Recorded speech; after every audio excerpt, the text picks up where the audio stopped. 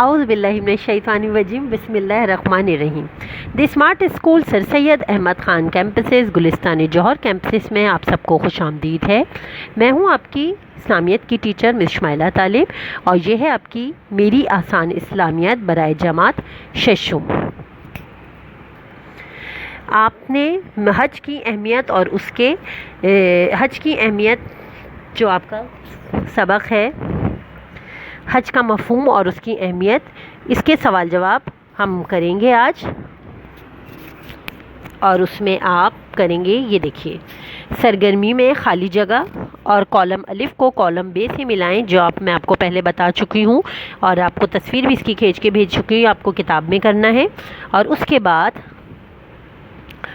سوالات کے جوابات جو ہیں، حج کا مفہوم بیان کیجئے، فرائض حج کون کون سے ہوتے ہیں، تحریر کیجئے، حج کن لوگوں پر فرض ہے، حج میں واجبات کتنے ہیں، تلبیہ سے کیا مراد ہے۔ یہ تمام سوال جواب ہم کریں گے کاپی میں۔ عنوان سبق حج کا مفہوم اور اہمیت ہے۔ جس دن آپ یہ کام کریں گے اس دن اس کی تاریخ ڈالیے گا۔ سوال جواب ہے۔ سوال نمبر 1 ہے، حج کا مفہوم بیان کیجئے۔ جی ہاں، حج کا کیا مطلب ہے، اس کا کیا مطلب معنی ہے بتانا ہے۔ جواب ہے، حج عربی زبان کا لفظ ہے جس کے معنی مقصد اور ارادہ کے ہیں، یعنی کہ ارادہ کرنا۔ سوال نمبر 2، فرائض حج کون کون سے ہیں، ان کے نام تحریر کیجئے۔ جی ہاں، جو حج کے فرائض ہیں ان کے نام لکھنا ہے۔ حج کے 3 فرائض ہوتے ہیں جو ہم نے کتاب میں پڑھے۔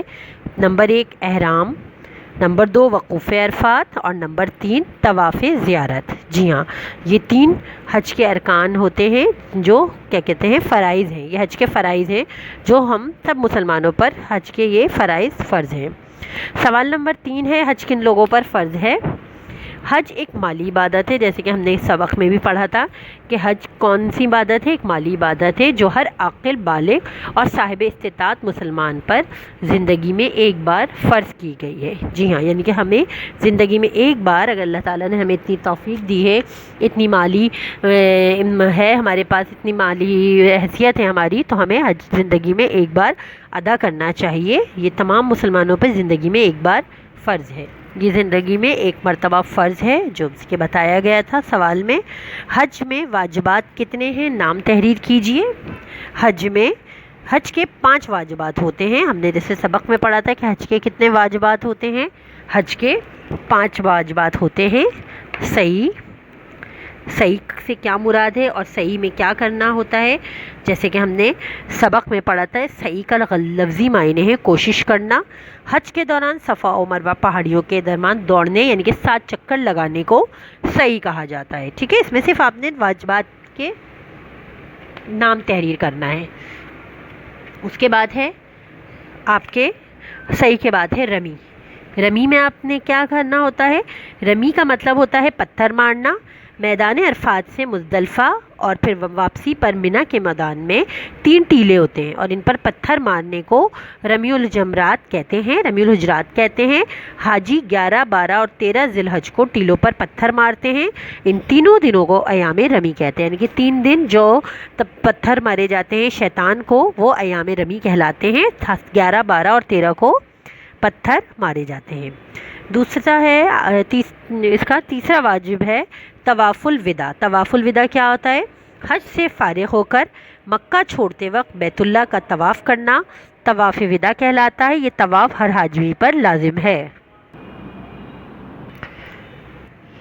صحیح، رمی اور طواف وداع کے بارے میں آپ نے جانا کہ اس میں کیا کرتے ہیں۔ طواف وداع میں جیسے میں نے آپ کو بتایا کہ حج سے فارغ ہو کر مکہ چھوڑتے وقت بیت اللہ کا طواف کرنا طواف وداع کہلاتا ہے، اور یہ طواف ہر حاجی پر لازم ہے، سب حاجیوں کو لازمی یہ طواف کرنا ہوتا ہے۔ اس کے بعد ہوتا ہے بال تراشنا۔ جی ہاں، ہم یہ کیا کہتے ہیں، جو بال تراشتے ہیں، سر کے بال تراشتے ہیں، مکہ سے چند میل کے فاصلے پر منی کا میدان ہے۔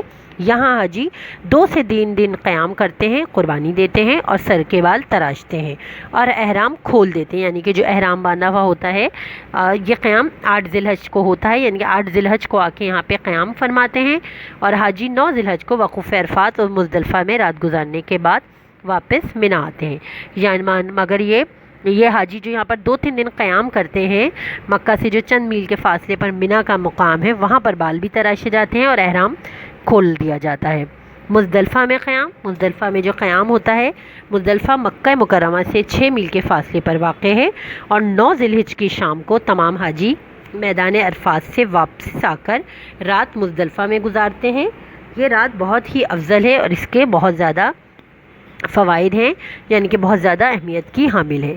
یہ وہ تمام 5 واجبات تھے جو حج میں واجب ہیں، یعنی کہ سعی، رمی، طواف وداع، بال تراشنا، مزدلفہ میں قیام۔ میں نے آپ کو اس میں بتایا ہے، تفصیل سے بتایا ہے، لیکن آپ اس کے صرف نام لکھیں گے کیونکہ انہوں نے واجبات کے نام پوچھے ہیں۔ اب آ جائیں سوال نمبر 5 پہ، تلبیہ سے کیا مراد ہے، یعنی کہ تلبیہ کیا چیز ہے اور کس طرح کیوں وہ ہوتا ہے؟ تو اس کا جواب ہے احرام باندھ کر اور 2 نفل ادا کرنے کے بعد جو کلمات بلند آواز سے پڑھے جاتے ہیں انہیں تلبیہ کہتے ہیں۔ جی ہاں، احرام باندھ کر 2 نفل ادا کرنے کے بعد جو کلمات ادا کرتے ہیں بلند آواز کے ساتھ اسے تلبیہ کہتے ہیں۔ تلبیہ کے الفاظ کیا ہوتے ہیں وہ میں آپ کو پڑھ کے بتاتی ہوں۔ لبیک اللہم لبیک، لبیک لا شریک لک لبیک، ان الحمد والنعمت لک والملک لا شریک لک۔ یہ الفاظ آپ اکثر ٹی وی میں بھی جب حج ہوتا ہے تو بتا رہے ہوتے ہیں، بار بار سننے میں آ رہے ہوتے ہیں کہ وہاں لوگ پڑھ رہے ہوتے ہیں بلند آواز سے۔ اس کا ترجمہ کچھ یوں ہے، میں حاضر ہوں تیرا کوئی شریک نہیں، میں حاضر ہوں، بے شک تمام تعریفیں اور نعمتیں تیرے لیے ہیں اور ملک بادشاہی بھی تیرا کوئی شریک نہیں، یعنی کہ اللہ تعالیٰ کی تعریف اور حمد و ثنا بیان کرتے ہوئے کہا جا رہا ہوتا ہے کہ اللہ میں حاضر ہوں، میں دل سے حاضر ہوں، تیرا کوئی شریک نہیں ہے، تمام نعمتیں، تمام تعریفیں تیری ہی طرف سے ہیں، تو نے ہی ہمیں عطا کری ہیں اور یہ تمام ملک، بادشاہت، جتنی بھی بادشاہت ہے پوری دنیا میں وہ صرف تیری ہے اور تیرا کوئی شریک نہیں، تیرا کوئی ثانی نہیں۔ اس کا مطلب یہ ہے۔ یہ 5 سوالات ہیں بیٹا جو آپ نے کاپی میں صاف ستھرے کرنا ہے، اس طرح جیسے میں نے آپ کو بتائے۔ سوال نمبر 1، 2 اور 3 پہلے بتائے اور یہ سوال نمبر 4 اور 5 یہاں پہ ذکر ہے۔